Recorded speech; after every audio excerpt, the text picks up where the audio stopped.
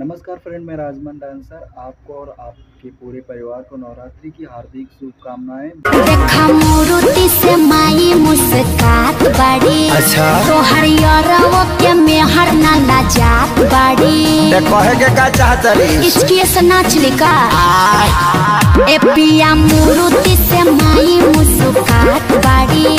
तो हरियरवो के मेहर ना लाजात बाड़ी। पेन्ही सूट पटियाला आज कोई दे बहाला।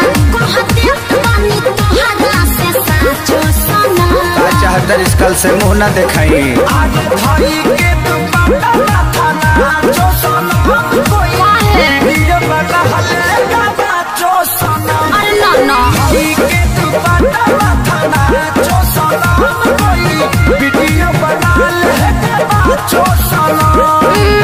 मूर्ति से माई मुस्कात बाड़ी। तो हरियरवो के मेहर ना लाजात बाड़ी। पेन्ही सूट पटियाला आज कोई दे बहाला। कहते पानी तोहरा से साचो सोना। का चाहतरी कल से मुँह न दिखाई। आज भाई के दुपट्टा माथा नाचो सोना। कोई वीडियो बना हलेगा नाचो सोना। अरे ना ना भाई के दुपट्टा माथा नाचो